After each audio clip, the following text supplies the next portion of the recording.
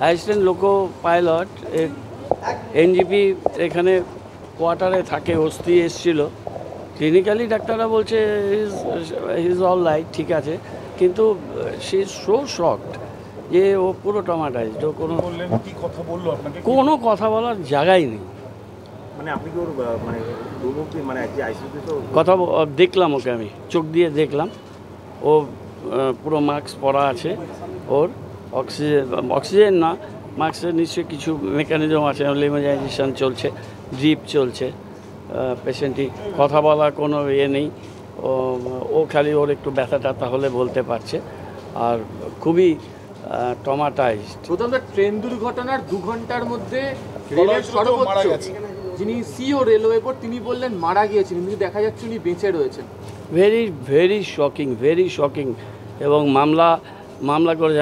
আমি ভাবতে পারছি না, বিশ্বাস করুন আমি কথা বলার স্টেজে নেই আজকে, আমি বলতেই পারছি না। I am so shocked. বাচ্চা মেয়েটি আশিসদের মেয়েটা জেবিএস থেকে এমকম করেছে, কি বলবো ওইটুকুন মেয়ে। না ও যেটা বলছে যে রেলওয়ে বোর্ড দুর্ঘটনার 2 ঘন্টার মধ্যে বলেছিল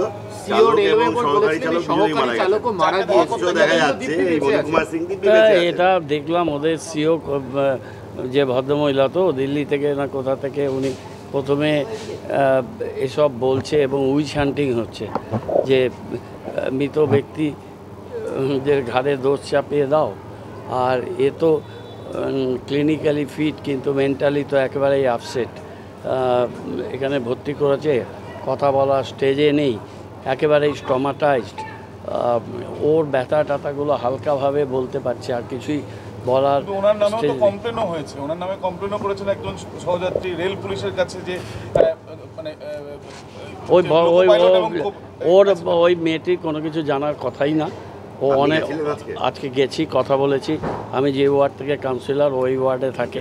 ওর বাবা আমার খুব পরিচিত, মেয়েটিও সফটওয়্যার ইঞ্জিনিয়ার, ও জাস্ট চাকরিতে জয়েন করেছে, চৈতালি। ও কিছুই জানে না। ও আপার বাঙ্কে ছিল, মিডল বাঙ্কে ছিল, আপার বাঙ্কে একটা বাচ্চা ছিল, বাচ্চাটা পড়ে যাচ্ছে, ও বাচ্চাটাকে বাঁচাতে চেষ্টা করেছে। ওই সময় যা হয় ইনস্ট্যান্ট রিয়াকশান, ফ্লোরে ব্লিড হচ্ছিল, ও কোনো মতে বাইরে এসছে, পায়ে চোট ছিল, ওখানেও বসেছিল। ওর দিদি, ওই মেয়েটিও বিবাহিতা এবং ও প্রফেশনাল, ওকেও ফোন করেছে, ওর বাবা আসে, ওকে ভর্তি করেছে, ওকে একটা কাগজে সই করেছে। ও জানে না, ও কীভাবে জানবে? ও তো অন্য কম্পার্টমেন্টে তখন নিজের জীবন বাঁচাতে ব্যস্ত। ওকে বলেছে কি একটা কাগজে সই করতে, ও সই করে দিয়েছে, জানে না। তারপরে প্রেস মিডিয়া, এই মেয়েটিও খুব মানসিক যন্ত্রণার মধ্যে আছে, ওরা এসব ফেস করেনি কোনোদিন। ওর বাবা বলছে যে সকাল থেকে একদিকে ও ঘাড়ে ব্যথা, পায়ে এরকম সোয়েলিং ফুলে আছে, ওখানে ওর ফ্র্যাকচার হয়নি, কিন্তু ওখানে একটা চোট আছে। সেই চোটটা নিয়ে 7 দিন বেড রিডেন একটা ডাক্তার অ্যাডভাইস করেছে। তার মধ্যে ওর ট্রেনিং হবে, ওর ট্রেনিংয়ে যেতে পারছে না, এর একটা মানসিক যন্ত্রণা। তার মধ্যে টিভি মিডিয়া তাকে দিয়ে সই করে দিয়েছে, কি কমপ্লেন কিছু যায় না। এই যে সব ব্যাপারগুলো হয়েছে,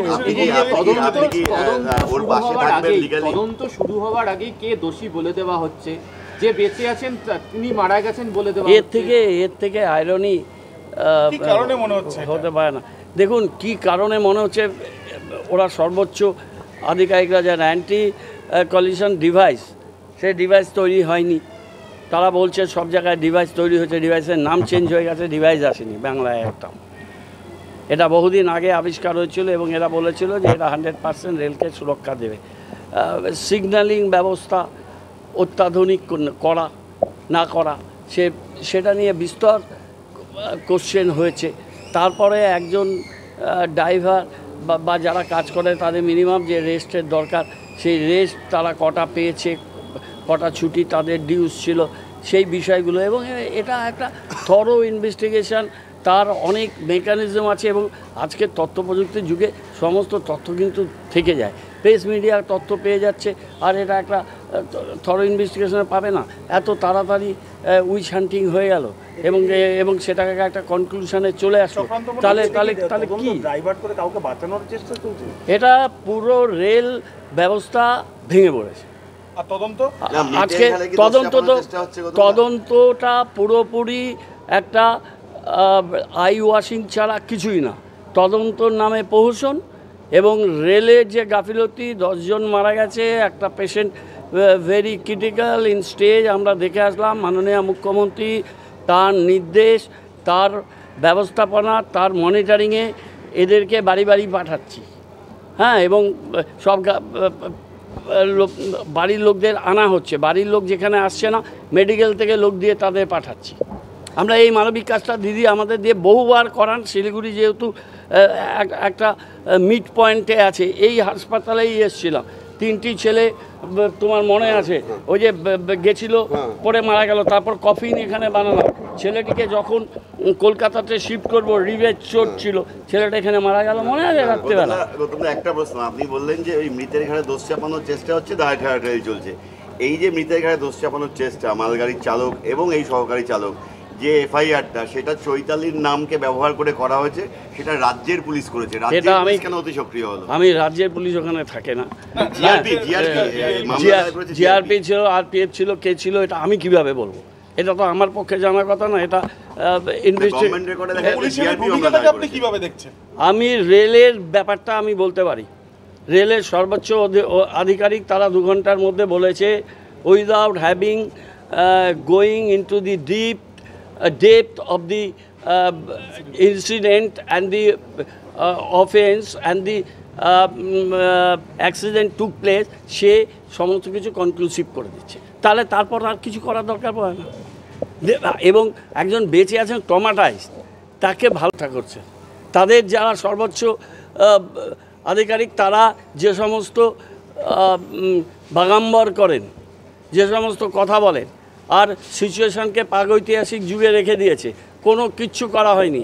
মানুষের জীবন এবং সম্পত্তি নিয়ে এই যে একটা পর একটা ঘটনা, কদিন আগে করমণ্ডল এক্সপ্রেস হলো, আজকে এখানে কাঞ্চনজঙ্ঘা মালগাড়ি, এরকম তো রেগুলারই হতে থাকছে। কিন্তু একটা স্পেসিফিক্যালি আপনাকে জিজ্ঞেস করছি, কনফিউশন ক্লিয়ার হবে বলে, সেটা হচ্ছে যে মহিলা অভিযোগ করছেন, আপনি বলেন আপনার ওয়ার্ডেই উনি থাকেন, যে তিনি বলছেন যে তাকে অভিযোগ তার থেকে নেওয়া হয়নি, শুধু যেমন জিজ্ঞেস করা হয়েছে তিনি বলেছেন সাদা কাগজে সই করা হয়েছে, কিন্তু করলো কে? কিছুই বলেনি উনি। কিন্তু পুলিশের বিরুদ্ধে অভিযোগ। শুনুন, ব্যাপার হচ্ছে প্ল্যান করে করেছে, কে করেছে আমি বলতে পারবো না, কিন্তু ওকে একটা সাদা কাগজে সই করানো হয়েছে। এটা খুব কমন সেন্স অ্যাপ্লাই করলেই বোঝা যাবে।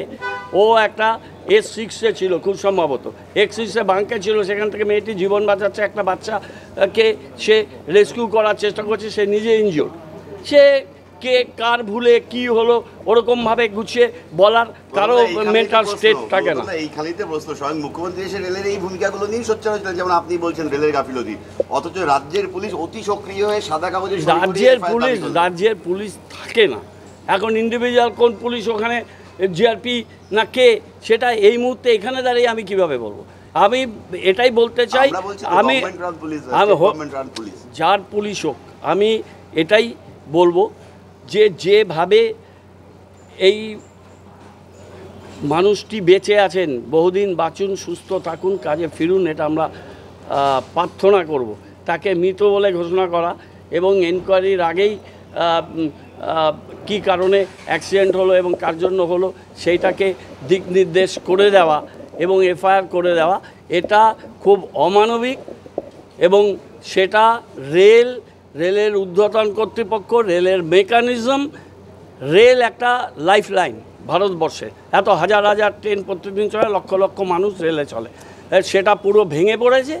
এবং সেই ভেঙে পড়া, সেই ক্যালাসনেস অফ দি রেলওয়ে অ্যাডমিনিস্ট্রেশন, সেটার থেকে সারা ভারতবর্ষ আজকে এই সিচুয়েশান নিয়ে চিন্তিত। সেটার থেকে পুরো দৃষ্টি ঘোরানোর জন্য এইভাবে এটা করা হয়েছে।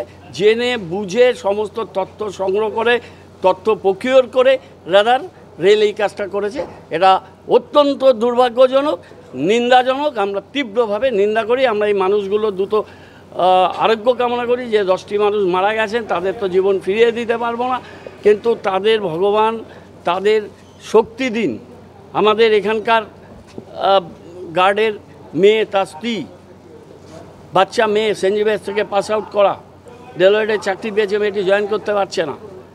এদের যে মানসিক কষ্ট, আমরা সহনাগরিক হিসেবে এগুলোকে ফেস করতে পারি। এবং এই যে সহকারী লোকো পাইলট, সে এনজিপিতে কোয়ার্টারে থাকে, বিহারের বাসিন্দা, তার স্ত্রী এসেছিল। হ্যাঁ, স্ত্রীর সাথে এখন কথা হয়নি, কিন্তু কথা হবে। এগুলো আমরা দেখছি। পেশেন্ট পার্টিদের যারা ভালো হচ্ছে, দিদি বলেছেন তাদের বাড়ি পৌঁছাতে হবে, তার নির্দেশ এবং মনিটরিংয়ে তাদেরকে বাড়ি পৌঁছাচ্ছি। ওর স্ত্রীর সাথেও আমি কথা বলবো, তাদের পাশে আমাদের থাকতে হবে, আমরা থাকবো। TNTV presents 3SD TNTV Shorts Daily। এখানে আপনি প্রত্যেকদিন 1 মিনিট TNTVর সঙ্গে জোড়ার সুযোগ পাবেন। হাসি, ঠাট্টা, হই হুল্লোড়, ইনফরমেটিভ, মজাদার সব রকম খবর দিয়ে আপনার জীবনের সেরা 1 মিনিট গড়ে তোলা হবে।